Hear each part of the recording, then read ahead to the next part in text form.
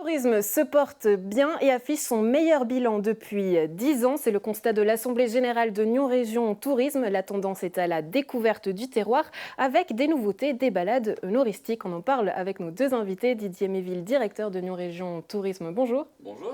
Et vous êtes venu avec Vincent Chapuis, initiateur de ces balades dont on parlera. Bonjour. Bonjour. Alors parlons déjà de cette assemblée de manière plus générale. Donc on vient de le dire, meilleur bilan depuis 10 ans. Dans les chiffres, comment ça se traduit ? Ça se traduit par un nouveau record de nuitées pour la troisième année consécutive et on est heureux d'avoir atteint la barre des 202 000 nuitées sur une année pour le district Nyon.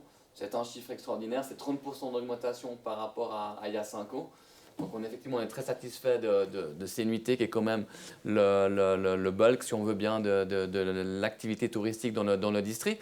Mais on est ici très heureux du succès qu'ont eu par exemple les expositions au château de Prangin, l'exposition Les Indiennes, aussi l'exposition Falconier au château de Nyon. Et puis on a vu qu'au niveau des fréquentations de ces deux musées, par exemple, parmi les fleurons touristiques du district, ça a très très bien marché. Autre record, je me permets de le citer, 832 personnes qui ont pris partie aux visites guidées, donc c'est que ça fonctionne bien. Mais vous avez défini aussi le tourisme et défini le tourisme individuel en comparaison au tourisme de masse. Donc qu'est-ce que ça veut dire ?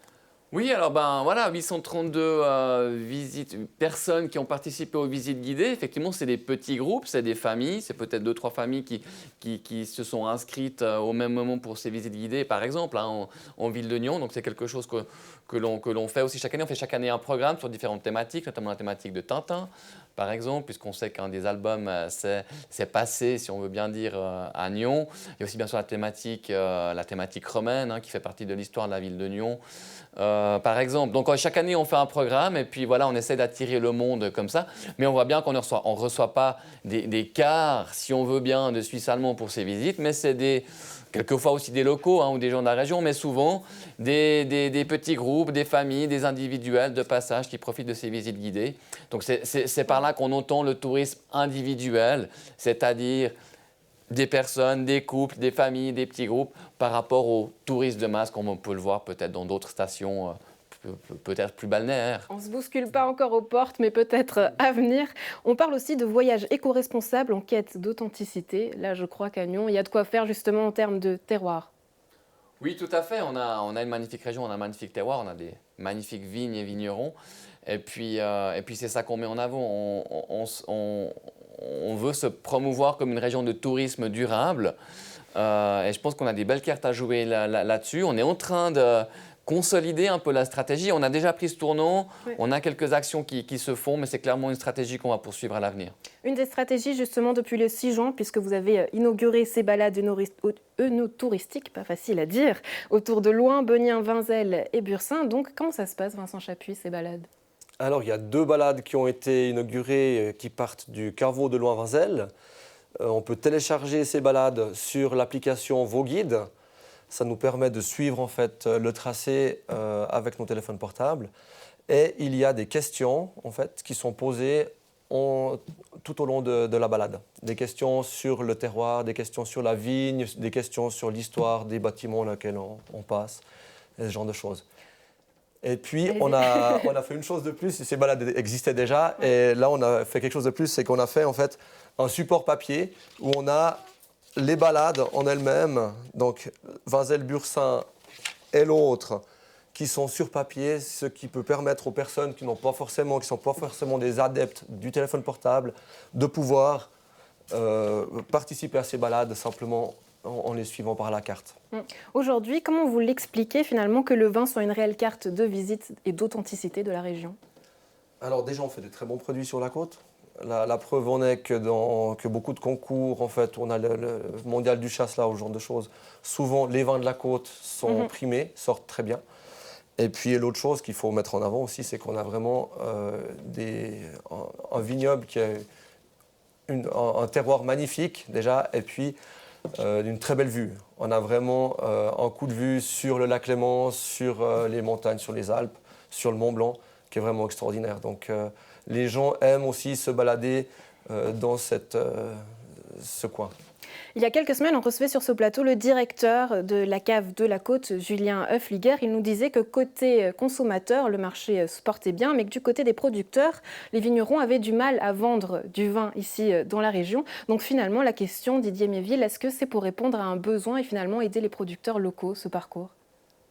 Alors aussi, plus que ce parcours, c'est toute la démarche cantonale de Vaud-Hainaut-Tourisme qui effectivement fait se rejoindre les forces du tourisme et des vignerons, de l'association des vins vaudois et du tourisme vaudois. Et c'est vrai que cet effort a été porté aussi pour faire vendre les vins des vignerons. C'est un attrait pour les touristes de pouvoir faire ces balades, de profiter des magnifiques paysages qu'on en a, mais dans un cadre œnoloudique, en apprenant quelque chose sur les vignes, en faisant une petite compétition avec ses amis, donc via cette application VauGuide, parce que ces questions, en fait, c'est un quiz, hein, donc il y a des points, il y a une petite compétition à la clé. On gagne une bouteille de vin ? On peut gagner des bouteilles de vin, alors il faudra voir avec le caveau de Luin par exemple, mais ou en tout cas celui qui perd peut payer la tournée de fin de balade. Mais c'est le directeur de Nyon Région Tourisme qui le dit, c'est que ça, il faut l'attester dans les consignes. Tout à fait. Mais c'est vrai que c'est vraiment, on est ravis de cette balade. C'est la 10e à peu près dans le canton, donc c'est la première qu'il y a chez nous proprement dit. Il y en avait une à Morges depuis 2 ans. Et voilà, on est très content que le caveau de Luin en particulier, mais avec ses confrères des villages avoisinants ont pu monter ce projet. Et puis nous, on est à fond derrière pour la communication derrière parce qu'effectivement, c'est une magnifique opportunité, tant pour les touristes que les vignerons. Et l'œnotourisme, c'est une grande opportunité pour tout le canton, mais aussi pour notre région. Aspect pratique, Vincent Chapuis, si on veut s'inscrire, comment est-ce qu'on fait ? Alors, il n'y a aucune inscription. Il faut simplement aller avec son smartphone sur l'application VauGuide, télécharger l'application VauGuide et suivre en fait. Après, on va sélectionner en fait les balades œnotouristiques. On prend la balade qu'on a envie de faire et puis on la suit simplement. Autrement, vous pouvez trouver ce flyer dans les offices du tourisme de la région et à d'autres endroits. Et puis ça permet aussi à d'autres personnes de faire le tour. Ce qui est bien, c'est comme c'est la dernière balade en guillemets en date, hein, eh ben, elle a tout. Elle a l'application, elle a le flyer, elle a la carte au caveau, elle a même un marquage au sol.